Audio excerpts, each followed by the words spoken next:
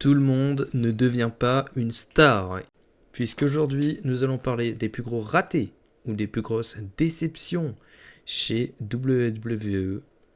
On va pas perdre plus de temps et on va commencer la liste. Alors, j'ai 5 catcheurs auxquels j'ai pensé. Alors, c'est pas forcément les plus gros ratés. Il y a un peu de tout.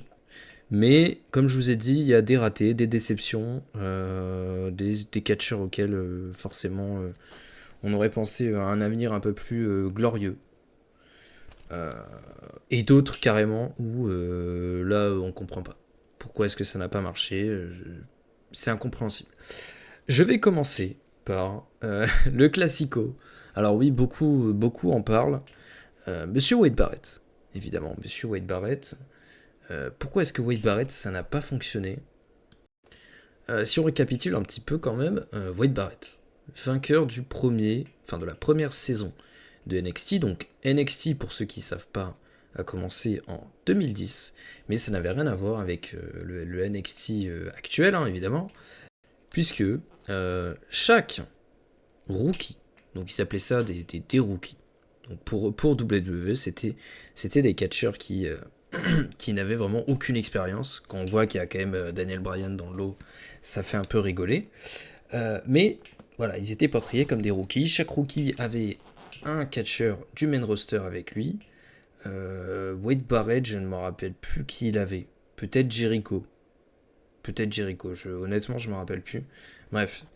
Et ils ont fait une saison sur ce truc où c'était un petit peu...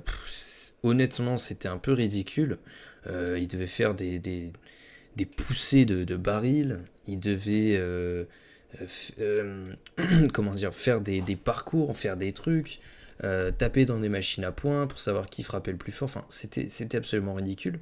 Mais à la fin, ils ont fait un espèce de tournoi auquel, très honnêtement, il n'y a pas eu beaucoup de bons matchs.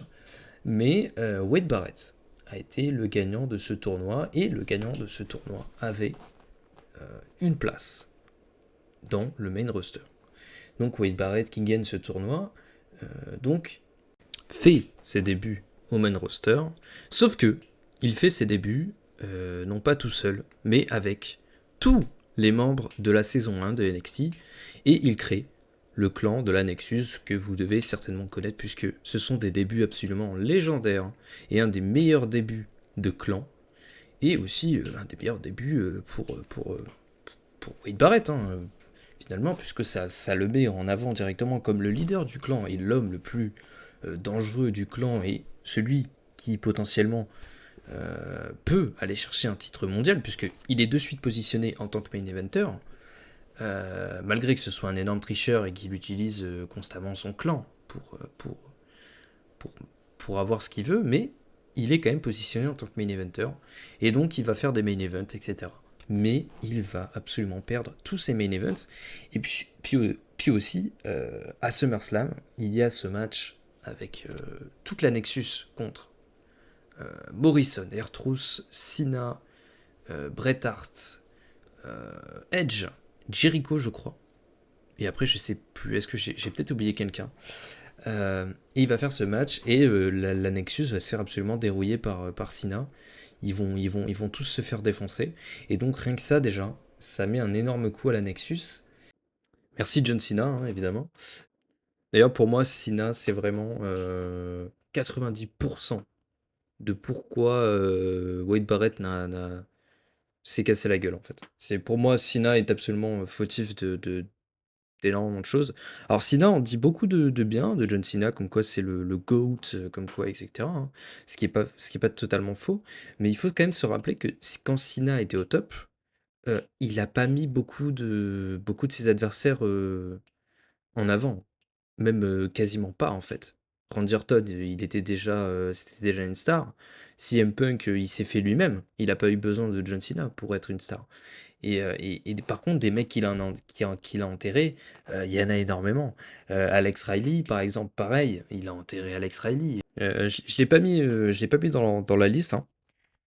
J'ai pas mis Alex Riley dans la liste, mais c'est pareil, hein, pour moi, c'est Alex Riley, Wade Barrett, même combat. C'est en partie la faute de John Cena qui Voilà, c'est ce qui ressort de beaucoup, qui voilà, n'a pas voulu mettre en avant, Wade Barrett. Apparemment, la Nexus aurait dû gagner le match. C'est ce que tout le monde dit, Edge, Jericho, c'est ce qu'ils disaient, c'est qu'il fallait faire gagner la Nexus. Cena, il a fait: «Non, je ne veux pas perdre contre des rookies». Et donc, Cena a enterré la Nexus et derrière, puisque la Nexus en fait déjà était totalement enterrée et Wade Barrett aussi finalement, a été totalement, décrédibilisé. Puis derrière, Cena a terminé le boulot en terminant Wade Barrett, en gagnant tous ses matchs, en gagnant toute la rivalité. Et derrière Wade Barrett, bah, malheureusement, il n'y avait plus rien à en tirer, quoi. Ils auraient pu essayer de le reconstruire. Mais je pense que voilà, même WWE sont passés à autre chose derrière. Et puis c'était trop tard. Et puis Cena, quand Cena disait non, c'était non. De toute façon, c'était non. C'était un peu comme. Il faut voir un peu. Il faut le voir un peu comme l'Undertaker ou ce genre de mec, hein. C'est des mecs qui ont beaucoup d'influence, etc. Quand Cena n'était pas d'accord, voilà. Alex Riley, comme je l'ai dit auparavant, c'était ça. Ziggler, apparemment, c'était un petit peu ça aussi. Cena n'aimait pas trop Dolph Ziggler. Il a quand même eu une bonne carrière, hein, mais il aurait pu avoir beaucoup mieux. Et Wade Barrett, voilà, ça a été malheureusement une catastrophe. Donc merci John Cena. WWE n'ont pas capitalisé derrière. Et encore que, je trouve qu'il s'en sort plutôt bien parce que il a quand même eu ses 5 titres intercontinentaux. Est-ce que c'est vraiment mémorable? Pas forcément. Moi, lequel, auquel je me rappelle le plus, Wade Barrett, c'est évidemment les débuts de la Nexus, qui sont un des meilleurs débuts de clan ever, je pense, avec le Shield, avec la NWO, avec plein de plusieurs clans comme ça. Et vite fait, Bad News Barrett, c'était un peu rigolo, mais c'était déjà trop tard. Voilà, c'était la fin pour Wade Barrett. Maintenant, je vais parler de Sin Cara, Mystico. Alors, pourquoi Mystico? Parce que, pour ceux qui ne le savent pas, il y a eu deux Sin Cara. Il y a eu le premier, et donc Sin Cara Mystico. Et il y a eu le deuxième, Sin Cara Unico, qui maintenant s'appelle Cinta de Oro. Nous, on va parler du Sin Cara Mystico, puisque finalement, le deuxième Sin Cara a mieux fonctionné que le premier. En 2011, Mystico, la sensation du Mexique, signe avec la WWE. C'est une énorme signature pour la WWE. Ça fait parler énormément les médias. Les fans mexicains de la WWE sont comme des fous, puisque WWE, depuis quelques années, cherche évidemment la relève de Rey Mysterio, et tout le monde pense qu'ils ont trouvé la relève de Rey Mysterio en Sin Cara. Mystico est une légende au Mexique, et le légendaire catcheur masqué va faire ses débuts chez WWE, sauf que c'est un énorme pétard mouillé. Il rate tout, il parle pas anglais, ça devient un mème malgré lui. Les gens l'appellent Botchkara parce qu'il rate tout. Même pendant ses débuts. En gros, il a une entrée, pour ceux qui ne savent pas, il a une entrée où il saute sur un trampoline et ce qui permet il fait un espèce de backflip pour entrer sur le ring. Sauf que même ça, sa première entrée où il intervient contre Sheamus, je crois, ou un truc comme ça, même ça, il le rate. Il se prend la corde. C'est terrible. Voilà, même les débuts sont ratés. Il se blesse tout le temps. Il se blesse énormément. Et pourtant, là, pour le coup, on va dire, c'est assez, c'est pas similaire à Wade Barrett, puisque Wade Barrett, WWE a lâché l'affaire. Sin Cara, WWE n'a pas lâché l'affaire. Ils ont insisté. Ils ont essayé de faire quelque chose avec Sin Cara. Ils voulaient faire quelque chose avec Sin Cara. Mais c'est Sin Cara qui a tout gâché. Puisque Mystico, déjà de un, il ne voulait pas apprendre l'anglais. Donc quand tu es dans une promotion américaine et que tu dois être le visage du catch mexicain aux États-Unis et que tu ne parles pas anglais pour remplacer Rey Mysterio, c'est compliqué. Voilà. Mystico, il voulait pas apprendre l'anglais. Bon, soit, mettez-lui un manager. Ils l'ont pas fait. Ok. Le problème, c'est que, ok, tu parles pas anglais. Tu vas compenser avec ton in-ring. Même ça, c'était compliqué puisque il ratait tout. Après, ça restait un bon catcheur, hein. Il faisait des trucs très cool, hein. Mais trop de ratés. Il y a apparemment des matchs qu'ils ont dû réenregistrer à SmackDown parce que le mec ratait tout. C'est un délire. Genre, c'est un truc qui n'existe pas normalement. Y a pas, normalement, ça ne se fait pas. Ils ont dû réenregistrer des matchs parce que c'était catastrophique. C'était catastrophique. Et pourtant, il catchait pas non plus contre des mecs qui étaient trop mauvais, hein. Il a fait des matchs contre Brian, il a fait des matchs contre Primo et Pico. Enfin, ça va, c'est pas non plus des mauvais catcheurs. Mais il ratait tout. Il ratait tout. Et le problème aussi, c'est que, en fait, s'il rate et tout, c'était un peu sa faute, quoi. Parce que les rings mexicains n'ont pas trop à voir avec, avec les rings américains. Les cordes sont un peu différentes. La manière de travailler n'est pas la même.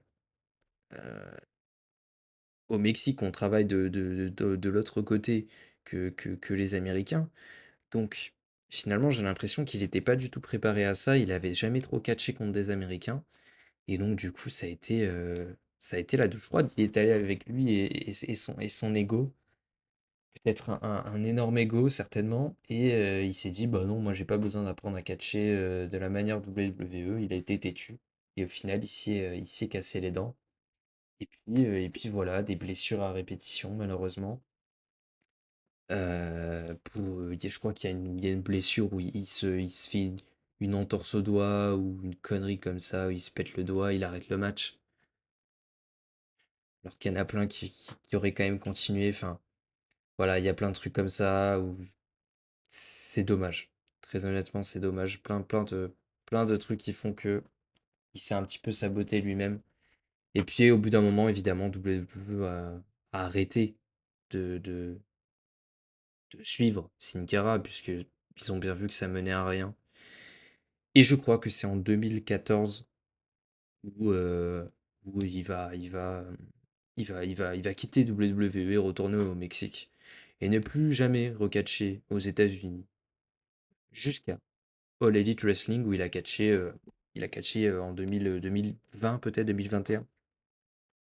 Et il catch toujours maintenant aux États-Unis. Ça se passe très bien. Voilà, ça se passe beaucoup mieux que chez WWE. Et ce qui est un peu marrant d'ailleurs, c'est que, comme je vous ai dit, il y a eu deux Sin Cara. Et le deuxième Sin Cara qui l'a remplacé derrière, qui a beaucoup bien marché. Alors, ça n'a pas été la relève de Rey Mysterio, hein, pas du tout, parce que Sin Cara Nico n'est pas Mystico non plus, faut pas abuser. Mais ça a très bien marché en équipe, etc. Et ce qui est marrant, voilà, c'est que il y a eu une rivalité au tout début entre Sin Cara noir et Sin Cara bleu. Et le Sin Cara noir, qui était donc le Sin Cara méchant contre Mystico, et ben c'était en fait Unico. C'était Unico qui, derrière, a repris le masque de Sin Cara quelques années plus tard. Au final, c'est lui qui est devenu le deuxième Sin Cara. Voilà. Alors, j'aimerais aussi faire une petite aparté sur Mystico. Parce que comme vous pouvez le voir par mon pseudo, je suis un grand fan de Mystico, il fait partie de mes catcheurs préférés. Certes, chez WWE, comme je l'ai dit avant, ça n'a pas fonctionné, ça a été un flop. Mais Mystico, je pense que beaucoup ne se rendent pas compte de l'importance qu'il a au Mexique et surtout actuellement. C'est un peu fou, surtout actuellement, l'importance qu'il a chaque semaine. Il remplit l'Arena Mexico qui fait 16 500 places. C'est gigantesque et c'est chaque semaine. Et il en est pour énormément. Mystico est en train de devenir au Mexique vraiment un symbole, une icône du catch mexicain. C'est assez fou. Ça faisait très longtemps que c'était pas arrivé. À ce point-là, genre vraiment, c'est vraiment énorme. C'est vraiment énorme ce qu'il est en train d'accomplir. Il fait quand même plus de 200 matchs par an. Je ne sais pas si vous vous rendez compte, c'est absolument gigantesque. Il catch beaucoup aux États-Unis aussi. Il catch énormément au Mexique, comme je le dis chaque semaine, même plusieurs fois à mon avis. Alors, je suis pas le plus gros connaisseur hein, de la lucha libre, mais je pense qu'il catch aussi plusieurs fois par semaine au Mexique. Et c'est complètement fou, vraiment, ce qu'il est en train de faire. Il y a ce deal aussi avec AEW, CMLL, qui fait que ça a donné beaucoup d'importance au catch mexicain et Mystico a ce truc de ancien catcheur WWE et donc du coup donne beaucoup de crédit au catch mexicain et met beaucoup des yeux sur le produit CMLL et même on a aussi ce deal en parallèle avec WWE et AAA. Et donc du coup vraiment ça donne une énorme importance au catch mexicain et CMLL est en train de vraiment d'exploser et même beaucoup se posent la question, il y a ce truc de est-ce que CMLL n'est pas plus important que New Japan. Donc voilà, vraiment, je voulais faire cette petite aparté. Je suis désolé si on s'est un peu éloigné du truc, mais ça me tenait à cœur parce que vraiment, je trouve ça fou. Je trouve ça fou, vraiment, que la position du catch mexicain actuellement dans le catch, que ce soit même WWE. J'ai un peu mes réserves sur ça. C'est un peu, comment dire, WWE aime bien tout contrôler, parce qu'en plus de ça, WWE a racheté AAA, c'est pas un partenariat, donc ça leur appartient en fait. Donc si demain ils ont envie, par exemple, de ne plus avoir de catcheurs masqués chez AAA, ils peuvent le faire. AEW, c'est pas, ils ont pas racheté CMLL, c'est un partenariat qui profite aux deux promotions, qui profite à AEW et qui profite surtout énormément aussi à CMLL. Donc c'est pas totalement pareil. C'est on peut même pas comparer ça avec par exemple le deal aussi avec WWE et TNA parce que moi je trouve que c'est la même chose. WWE écrase ce truc de TNA et je- pour moi je trouve pas que ce soit très profitable à TNA sur le long terme. C'est plus profitable à WWE et surtout à NXT qu'à TNA. Alors que AEW et CMLL, je trouve que c'est beaucoup plus donnant-donnant. Donc voilà, voilà, petit aparté, on continue la vidéo. Maintenant, je vais vous parler de EC Free, Ethan Carter Free. Euh, Énorme catcheur du côté de TNA. Il a été 2 fois champion du monde de la TNA. Alors aussi, petit aparté, nouvelle fois. Euh, je trouve qu'il y a un truc avec la TNA aussi qui est un peu spécial. Quand on est champion chez TNA, c'est triste, mais en vrai de vrai, on s'en fout. Il a été. C'est en même temps un peu important et en même temps pas tant que ça. Je trouve que c'est une des seules promotions aussi grosses, entre guillemets, qui fait autant d'audience, qui est aussi reconnue et tout. Mais c'est vrai que ouais, la TNA, quand t'es champion finalement, bah c'est pas si important que ça, comparé par exemple à la NWA, où le titre NWA est beaucoup plus important par rapport à son passé, par rapport à... Voilà, je sais pas, c'est comme ça en fait. Voilà, le titre TNA, malheureusement, bah, c'est un peu triste, mais on s'en fout. Donc, est-ce que aussi il y a ce truc de chez TNA, il était populaire, et puis chez WWE, bah, que t'aies été champion, pardon, chez TNA, bah, ça change pas grand-chose, et c'est peut-être pour ça aussi que ici Free, bah, chez NXT, surtout chez NXT, parce que c'est là où il a été, bah, ça a pas du tout fonctionné, quoi. Après son gros passage chez TNA, il va faire ses débuts à WWE, à NXT. Et il est présenté comme une star directement, il est présenté comme quelqu'un d'important. Sauf que déjà à NXT, euh, ça fonctionne moyen. Ça fonctionne pas très bien, il fait pas grand chose, il gagne aucun titre à NXT. Il fait partie du premier ladder match pour le titre nord-américain où il fait une bonne perf.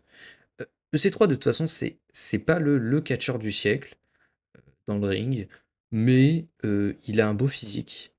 Euh, il a quand même une gueule de star, hein, faut dire ce qui est. Il parle pas trop mal. Et voilà, je trouve qu'il a le gabarit d'une star WWE. Et du coup, Isiflui va très vite être appelé au main roster, où il va faire ses débuts. Et il va faire ses débuts, mais il n'y a aucun plan pour lui.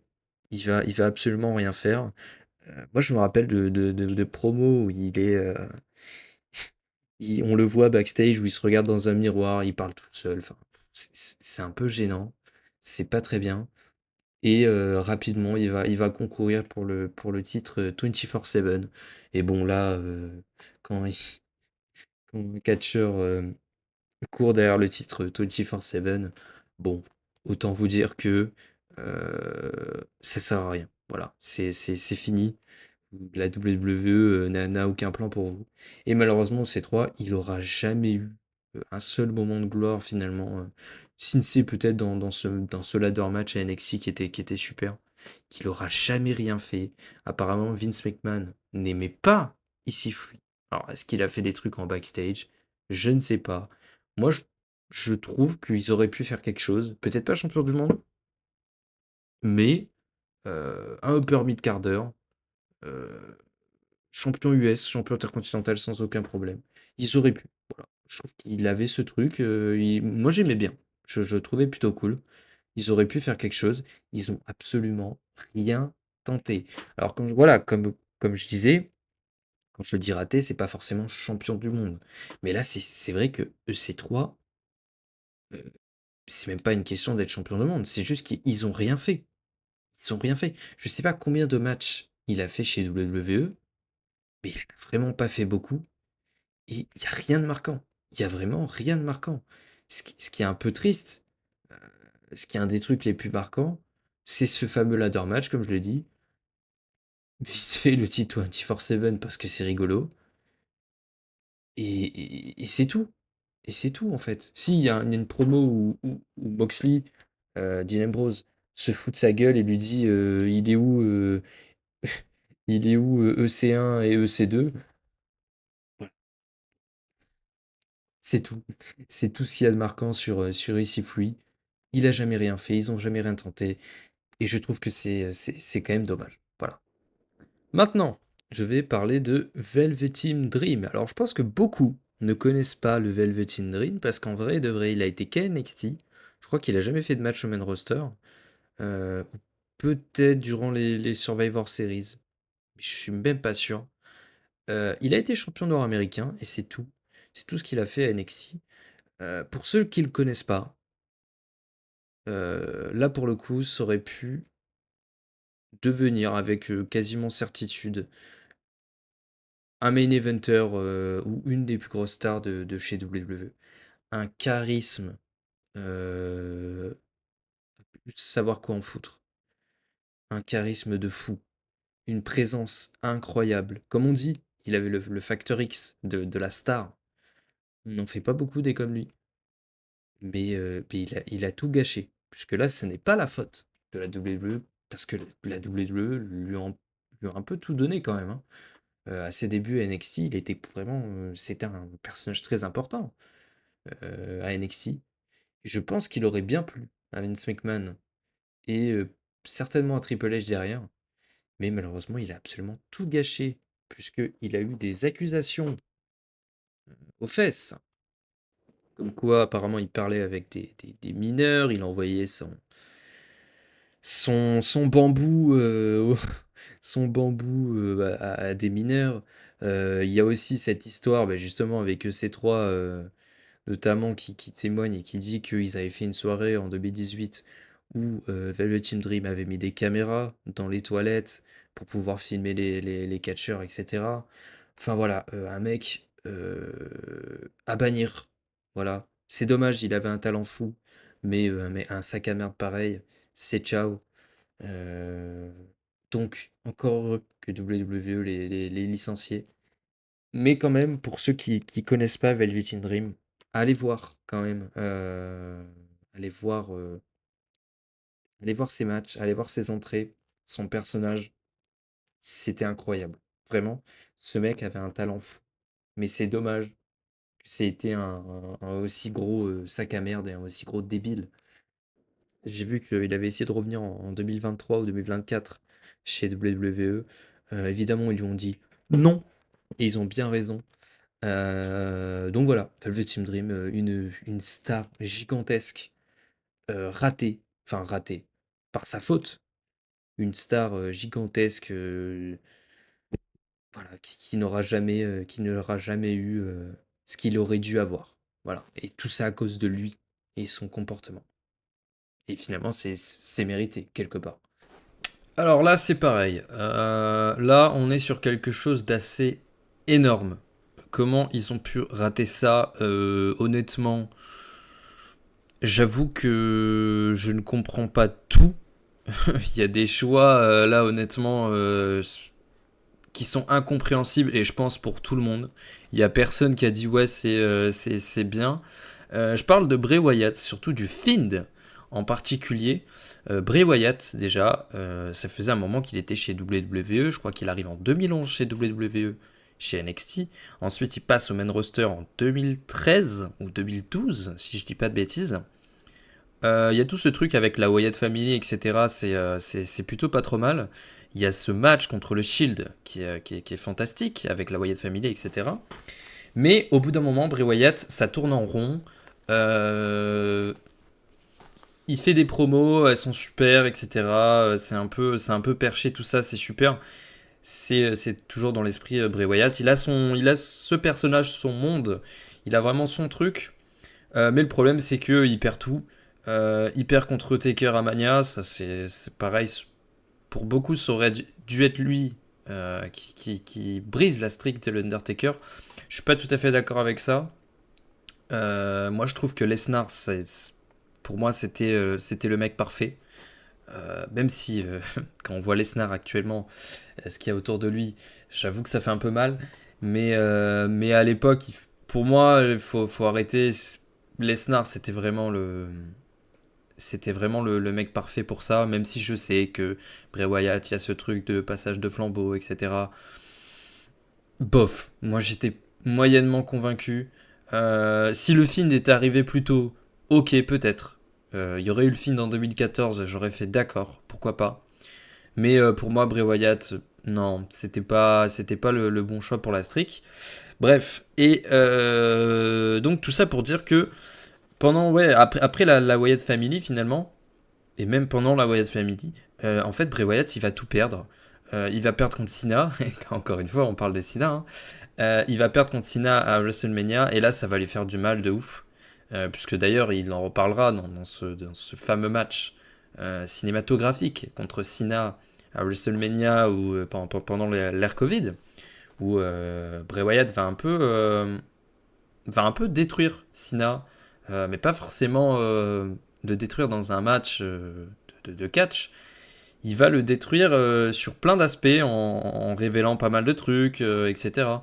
Et si vous n'avez jamais vu ce match, c'est vachement intéressant. C'est un peu perché, mais voilà. Enfin, après, voilà, il y a plein de trucs, il faut avoir les refs, etc. Mais c'est étonnant que Cena ait accepté un truc pareil. Et Bray Wyatt d'ailleurs dit beaucoup de vérité dans ce truc. Donc voilà, c'est un peu un ovni ce match. Et donc tout ça pour revenir que Bray Wyatt va être détruit pendant des années, pendant la Wyatt Family et après la Wyatt Family. Il va tout perdre. En fait, si vous voulez, ses promos sont très bonnes. Il dit des trucs, c'est intéressant, mais le problème c'est que derrière il perd tout. Donc en fait, il n'a pas de crédibilité, en fait. C'est comment voulez-vous donner de la crédibilité à quelqu'un qui parle beaucoup, mais qui derrière ne gagne rien. Ça ne peut pas fonctionner, en fait. Ça marche qu'un temps. Donc il va faire des storylines horribles pour plein de trucs. Il y aura des storylines, ce sera pas bien. Voilà. Et donc, il va se réinventer et trouver ce personnage du Fiend qui au début est présenté par des vignettes pendant plusieurs mois. Au début on se demande ce que c'est puisque on voit pas ce personnage du Fiend tout de suite. Il y a ce truc de double personnalité où au début il arrive et on le voit dans les vignettes habillé proprement, puisque c'est vrai que son ancien personnage c'est un peu c'est c'est un gourou de secte, hein, un peu sale, il fait sale, etc. Là il fait très propre. Bien habillé, le petit pull, enfin voilà, mais il est quand même terrifiant dans ces vignettes, hein. Il fait quand même flipper. Et donc au début on se dit mais à quoi il joue, qu'est-ce qu'il fait. Ils ont pété un plomb, qu'est-ce qui se passe avec Bray Wyatt. Déjà que c'était pas glorieux, qu'est-ce qu'ils nous font. Et donc il nous fait ces vignettes pendant plusieurs mois, et pendant plusieurs mois on se rend compte du génie créatif de Bray Wyatt, puisque on s'aperçoit qu'il y a cette double personnalité où le personnage du Fiend nous est présenté. on se pose beaucoup de questions. Est-ce que il va catcher avec ce personnage du Fiend? Est-ce que il va catcher aussi avec ce personnage qu'on voit au début dans les vignettes, avec son petit pull, etc. Qu'est-ce que ça va être? Il y a beaucoup d'intrigues, beaucoup de messages cachés de la part de Bray Wyatt. En fait, c'est très subtil. Beaucoup de subtilité dans ce qu'il fait, dans ses vignettes, etc. Et justement, c'est tout le point, peut-être trop subtil pour WWE et surtout trop subtil pour Vince McMahon, puisque à cette époque-là, on est vers 2019, qui est pour moi, franchement, honnêtement, la pire année du catch moderne. Je parle pas des années 90, milieu 90 où WWE c'était pas bien avec toutes ces gimmicks à la con. Le plombier, le docteur, etc. Ça aussi c'était assez terrible, même si j'ai pas connu cette époque-là. Mais de ce que j'en ai vu et de ce que j'en ai lu, c'était horrible. Mais 2019, c'est vraiment, je trouve, le summum de la merde. C'est vraiment horrible. C'est vraiment horrible. Il y a des trucs, c'est affreux. Le booking du film, on en parlera plus tard, qui est un désastre. Qui est un désastre total. Enfin voilà, il y a plein de trucs qui sont horribles. J'ai vu une vidéo sur ça justement récemment. Et c'est vrai que putain, 2019, quel enfer. C'est vraiment... En vrai, j'ai envie de faire une vidéo sur cette année. Parce que c'est... maintenant, en reparlant, c'est vraiment super drôle. Mais, mais à l'époque, c'était pas drôle. Et justement, heureusement qu'à cette époque-là, il y a All Elite Wrestling qui arrive. Parce que c'était affreux. C'était vraiment affreux. Des storylines horribles, des personnages horribles, des trucs qui mènent à rien. Enfin, bref, je m'écarte un peu, mais c'est vraiment c'est horrible. Et donc du coup, Bray Wyatt, il est un peu dans ce truc-là où lui, c'est un super génie créatif. Il a cette super idée de personnage, mais derrière, putain, il y a ce caca, il y a ce caca créatif. Et surtout, il y a Vince McMahon qui, avec ses grosses pattes, essaye de booker ce personnage du film. Je pense qu'il a pas saisi en fait. Il a rien compris au personnage du Fiend, puisque même Bray Wyatt faisait des références à Vince McMahon, etc. Des trucs un peu space quand on connaît Vince McMahon. On se dit, mais à quel moment il aurait laissé des trucs, des titres rêves à lui comme ça apparaître sur son produit? Je pense qu'il les a même pas compris, il a même pas saisi le truc. Et du coup, Vince McMahon se retrouve avec ce personnage du Fiend, puisqu'il va faire ses débuts contre Finn Balor. C'est super, il défonce Finn Balor très bien. Je pense qu'il s'est rendu compte quand même qu'il y a ce truc énorme, ce truc du personnage qui prend une ampleur absolument gigantesque, puisque le personnage est hype, etc. Sauf que en fait, ils le construisent beaucoup trop fort. Il est portrayé comme invincible. Il fait du coup son match assez rapidement contre Seth Rollins pour le titre. Et pour moi, c'est le début de la fin. Je crois que c'est son deuxième match. Et ils ont déjà enterré le personnage. Donc c'est pour ça, tous ceux qui disent que Bray Wyatt, c'est fantastique, etc. Malheureusement, il est décédé maintenant, paix à son âme. Mais qui disent que Bray Wyatt, c'est fantastique, etc. Oui, Bray Wyatt est fantastique. Son génie créatif est fantastique. Mais son booking a toujours été désastreux. Ça a toujours été un échec chez WWE. Pour moi, il n'y a pas de débat avec ça, en fait. On peut pas dire, ouais, Bray Wyatt... chez WWE, c'était trop bien et tout. Non, c'était pas bien. C'est 3/4 de sa carrière, c'est raté en fait. C'est que en fait, Bray Wyatt, c'est de la déception après déception. Il trouvait une bonne idée, bam, derrière on lui mettait des bâtons dans les roues. Hélas, et toute sa carrière, ça a été ça. Et le Fiend, pour moi, c'est le clou dans le cercueil en fait. Il avait trouvé l'idée du siècle, mais ils ont tout niqué, Et du coup, il y a ce premier match, pour en revenir, ce deuxième match, pardon, contre Seth Rollins dans un Hell in a Cell, donc un match où il n'y a pas de disqualification pour le titre, sauf qu'il voulait pas faire perdre Rollins, il voulait pas faire gagner le Fiend directement, sauf qu'ils ont portrayé le Fiend comme invincible. Il était intuable, vraiment intuable.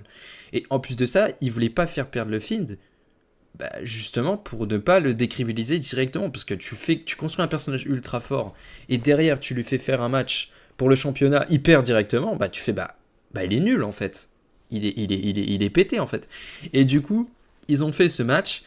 Ils ont trouvé une vieille excuse à la con pour que le Fiend ne gagne pas le match, mais tout en essayant de le garder fort et en faisant en sorte que Rollins conserve son titre.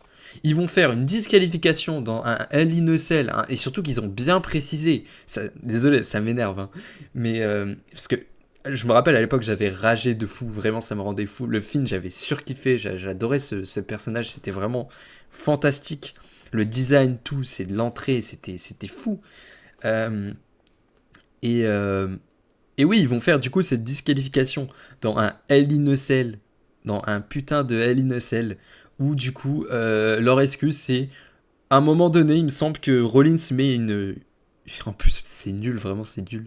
Il met une chaise sur la tête du Fiend. Et parce qu'en gros, Rollins, il ne sait plus quoi faire pour battre le Fiend dans ce match. Vraiment, il ne sait plus quoi faire. Je crois qu'il fait genre 15 ou 16 curb stomp. C'est son finisher à Rollins. 15 ou 16 finishers. À quel moment ils se sont dit c'est une bonne idée de faire un mec aussi cheaté. Même l'Undertaker n'aurait pas dégagé ne se serait pas dégagé à un quart de ses finishers. Genre, il mettait des finishers, vraiment, le Fiend se relevait instantanément. C'est comme s'il mettait des coups de pied, en fait. Donc, déjà, de un, tu tues Rollins, parce que vraiment, il passe pour un con, vraiment, il passe pour un mec nul. Il met 18 finishers, et genre, ça sert à rien. Son finisher, il est à chier, donc tu décribilises le finisher de une de tes plus grosses top stars. Et en plus de ça, en fait, ça en devient ridicule. Juste, ça sert à rien. Genre, vraiment, c'est ok, le Fiend, il est fort et tout. Mais pourquoi enfin, pourquoi est-ce qu'il prend autant de finishers? Genre, ça ne sert à rien. D'ailleurs, je me plains actuellement que WWE, ils mettent trop de finishers dans leurs matchs. Pour moi, c'est de la surenchère de finishers, surtout dans les main events. Mais là, c'est même pas de la surenchère. Là, je sais pas ce que c'est, mais c'est n'importe quoi. Vraiment, c'est n'importe quoi. Et, euh, et du coup, voilà, il y a ce truc où Rollins met la chaise sur la tête du Fiend et il met un coup, il a une espèce de boîte à outils et il met un coup sur la chaise. Donc il y a la chaise entre la tête du Fiend et la boîte à outils. Et donc l'arbitre dit ouais non, ça part trop loin, on disqualifie. On arrête le match. C'est trop dangereux. Le Fiend, il se relève de 16 curb stomp. Mais un coup sur une chaise, enfin avec une chaise et une boîte à outils, on disqualifie. Ah non, c'est trop, ça part trop loin, vraiment, ça part trop loin. Mais quelle idée bizarre, genre ça n'a aucun sens. Évidemment, le public ne comprend pas, le public vraiment le public ben c'est normal. J'aurais été à leur place, j'aurais pété un plomb. C'est pareil, ils et je sais plus ce qu'ils chantent. Je crois qu'ils chantent Boring ou un truc comme ça. Enfin, vraiment. Non, non, non, c'est ça. Ils chantent Recommencer le match. Restart the match ou un truc comme ça. Euh, Moi, le premier, j'étais là, mais refaites le match. Genre, cassez pas les couilles, refaites le match en fait. C'est à chier ce que vous avez fait. Et du coup, voilà, cette disqualification, les gens comprennent pas, personne comprend. Le Fiend, il ressort pas particulièrement fort, puisqu'il prend un truc de caisse à outils sur la tête, on disqualifie.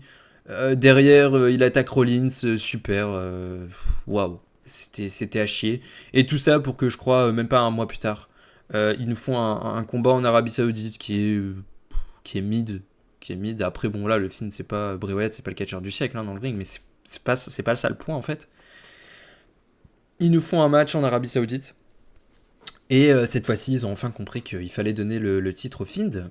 Et donc le Fiend prend le titre à Rollins. Enfin, pourquoi ne pas l'avoir fait dans ce putain de Hell in a Cell et pourquoi l'avoir fait un mois plus tard? C'est incompréhensible. Moi, je pense que Bray Wyatt, il devait être mais tellement dégoûté. Tellement, tellement dégoûté. Parce que ça fait plusieurs années hein, que le Fiend, que Bray Wyatt avait créé ce personnage du Fiend, déjà pendant la Wyatt Family.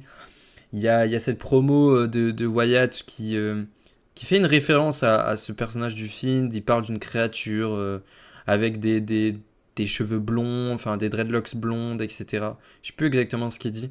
Mais en gros, il décrit un peu le film, donc ça fait déjà, et c'était genre quasiment, pas 10 ans auparavant, mais 5-6 ans auparavant. Donc Bray Wyatt, c'était un mec il savait, il avait plein d'idées, plein de... Voilà, ça faisait longtemps qu'il avait eu cette idée de personnage. Et tout ça, voilà, tout ça pour un mois plus tard donner le titre. Sauf que en fait, t'as tué... quelque part, t'as tué Rollins aussi, je trouve que ça lui a fait beaucoup de mal. Parce que les gens le huaient, en fait. Et t'as tué Rollins, t'as tué le Fiend, parce que t'as tué la hype autour du film. Genre, en fait, j'étais là, ouais, super, il a gagné le titre. Mais pourquoi pas l'avoir fait avant? Genre, quel est l'intérêt d'avoir fait ça? Ça sert à rien. Et quelques mois plus tard, honnêtement, je m'en rappelle plus vraiment. Je crois que c'est pendant son premier règne, c'est assez flou. Il y a ce match en Arabie Saoudite contre Bill Goldberg. Alors lui aussi, il était bien dans les années 90, mais frère, faut lâcher ça. Il y a ce match contre Bill Goldberg qui est... Bah alors là, c'est honnêtement, je crois que c'est le truc que j'ai vu le plus incompréhensible de toute ma vie, vraiment, de fan de catch. Alors là, vraiment, je ne comprends pas, mais c'est une honte d'avoir fait ça. C'est vraiment une honte. Ça m'énerve, vraiment, ça m'énerve. Toujours maintenant, ça m'énerve. Pourquoi avoir fait ça? Donc, ils font un match entre le Fiend, qui est champion universel, et Goldberg. Donc déjà, le Fiend qui gagne son titre universel dans une victoire un peu salée. Je crois qu'il feud avec Strowman entre temps. Il y a le Miz aussi. C'est pas très bien, on s'en fout un peu. Et là, il y a ce truc contre Goldberg en Arabie Saoudite où on se dit bon, mais ça va, c'est un match de transition. C'est pour l'Arabie Saoudite, c'est pour. Voilà, c'est Goldberg, il faut qu'il soit en Arabie Saoudite. Parce que vous savez, c'était cette époque aussi où l'Arabie Saoudite c'était infernal. Les shows étaient horribles. Où il y a ces matchs avec le Taker contre Triple H, je crois que c'est en Australie. Mais avec la DX contre les Brothers of Destruction où c'est un horrible match. Il y a ce match un peu plus tard contre Taker et Goldberg où c'est un des pires matchs de ces 15 dernières années. Pareil pour le tag. Alors, franchement, ils ont fait fort. En l'espace de quelques années, ils ont fait très fort pour nous pondre de la merde, surtout en Arabie Saoudite. Honnêtement, il n'y avait pas beaucoup de matchs qui étaient bien. C'était horrible. C'était vraiment horrible. Et du coup, voilà, ils nous font ce match. On se dit, ouais, Goldberg, en vrai, il va perdre et merci pour les travaux. Pas du tout.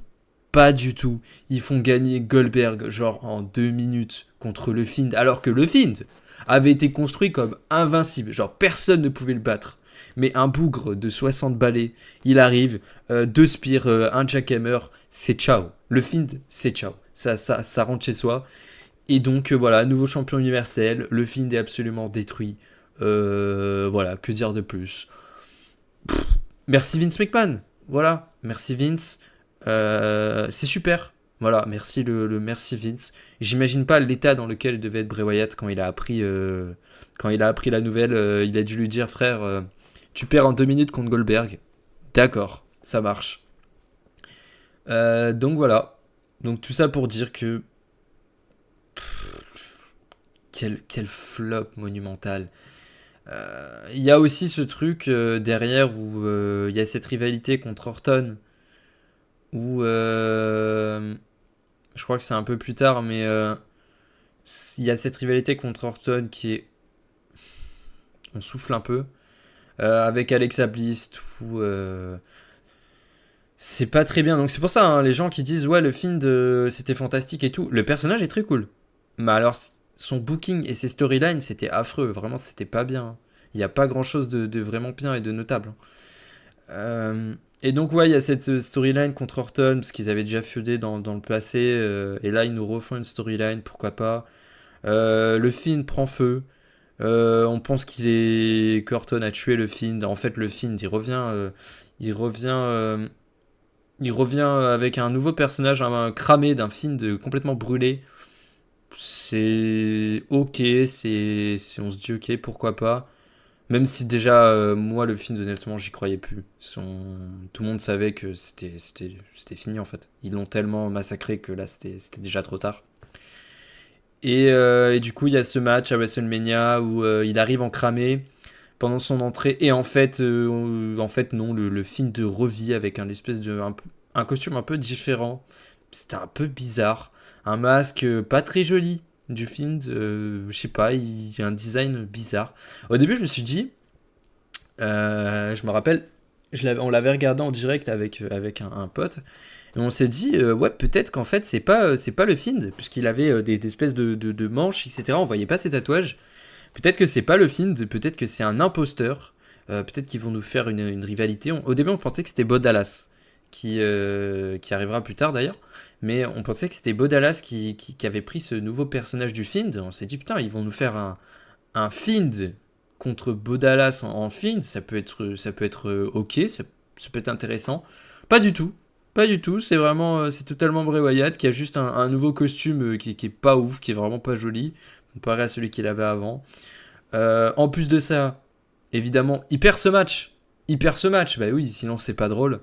Il se fait enterrer par Orton. Alors là, j'avoue que on n'a rien compris. Vraiment, on n'a pas compris. Pourquoi est-ce qu'Orton a gagné? Je sais pas. Tu fais cram, Vraiment, Orton a cramé le Fiend. Il revient avec ce nouveau personnage. Il perd directement. Ok. Bah merci, du coup, le Fiend, il est nul en fait. Il est juste nul. Rollins, du coup, encore une fois, Rollins, il est passé pour un con en fait. Rollins, juste, ton finish, change de finish. Juste, tu pues la merde. ton finisher est nul en fait. Vraiment, il faut changer. Orton, il a mis un ou deux RKO, c'était fini. Prends exemple sur Randy Orton, fais le RKO. Et voilà. Et donc voilà, il perd ce match. Et je crois que c'est la fin du Fiend. Je crois qu'après ça, il y a plus de Fiend.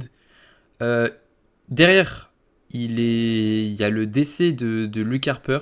Je crois que c'est un peu après ça. Du coup, le Fiend, Bray Wyatt, pardon, prend un temps off. Derrière, il est licencié. Il est licencié par WWE. Quand on a appris ça, quelque part, on n'était pas si étonné que ça. On s'est dit, bon, bah voilà, hein, le Vince McMahon ne savait pas quoi en faire. Il licencie Bray Wyatt. Euh, Triple H. Il me semble que c'était Triple H qui était au pouvoir à ce moment-là. Il réengage Bray Wyatt. On s'est dit, cool, c'est super. Triple H va enfin tirer quelque chose de bien des personnages de Bray Wyatt. Peut-être avoir un booking un peu plus sympa. Et au final, malheureusement, Bray Wyatt va décéder. Et c'est terrible en fait. Le décès est horrible hein, déjà de 1. Et puis il y a toujours ce truc, cette frustration de dire bah Bray Wyatt il aura jamais eu un booking décent. Et au moment où il aurait pu avoir un truc super intéressant, bah malheureusement il est parti. Et voilà, et c'est terrible. C'est vraiment terrible. C'est pour ça. En même temps, c'est hyper triste. C'est hyper triste, bah, déjà de 1 par son décès, et aussi bah, qu'il ait jamais réussi comment dire, à exploiter son art dans la plus grande, la plus grande pardon, promotion du monde. Et aussi, ouais, du coup, après ce décès de Bray Wyatt, euh, ils vont nous faire tout un hommage avec la Wyatt Six, hein, qui est toujours en activité, qui, euh, qui fonctionne, si on peut appeler ça fonctionner. Après, est-ce que la Wyatt Six pourrait avoir quelque chose de plus grand que ce qu'ils ont actuellement? Je sais pas. Je sais pas. Donc voilà, pour faire une petite conclusion pardon, sur Bray Wyatt le Fiend, surtout le Fiend, et sur Bray Wyatt en fait en général. Euh, c'est un personnage ouais, que j'ai jamais trop aimé dans la Wyatt Family. Peut-être que j'étais trop petit à l'époque pour comprendre c'est un peu son monde et tout. Et surtout, ouais, en fait, comme je le dis, le booking désastreux qui n'a pas du tout été. J'ai beaucoup aimé, moi, comme je le disais, le personnage du film. Pour moi, ça a été vraiment la révélation avec Bray Wyatt. J'ai fait, ok, ce mec-là est trop fort. C'est un vrai génie. Euh, mais malheureusement, voilà, je pense que c'était trop grand et trop recherché pour, euh, pour Vince McMahon. Et Vince McMahon n'a pas su quoi faire de cet ovni, de ce truc qui sortait de la norme, de tout ce qu'on voyait en 2019. En plus, voilà, 2019, vraiment, c'était à chier. Quasiment rien n'était bien. Et donc, il y a eu ce truc absolument énorme. Et Vince McMahon, je pense que déjà, ça sortait pas de lui. Et en plus de ça, il a pas compris, il a pas su quoi faire du truc. Il a lancé le truc. Et après, il s'est dit, putain, mais comment je vais le faire perdre? Le mec est trop fort. Comment je vais le faire perdre? Le personnage est construit beaucoup trop fort. Je sais plus quoi faire du film. Parce qu'en fait, quand tu construis un personnage fort, beaucoup trop fort, c'est super. Mais derrière, tu fais gagner qui en fait? Ça a été le problème avec Roman Reigns. Hein. Voilà. Heureusement qu'il y a eu Cody. Euh, mais, euh, mais voilà, comment tu fais pour le faire perdre? Et je pense que il s'est dit, bon bah tant pis, j'ai essayé, le film, je sais pas quoi en faire, on passe à autre chose, Goldberg. Voilà. Donc voilà, c'était vraiment un truc en mode on fait gagner Goldberg, le film, bah tant pis, on laisse tomber. Et donc voilà, tout ça pour dire que voilà, Bray Wyatt, le film n'a pas été dans la bonne ère. Peut-être que le film aurait été un peu plus tard, du temps de Triple H. Peut-être qu'il aurait su quoi en faire. Et c'est bien, bien triste.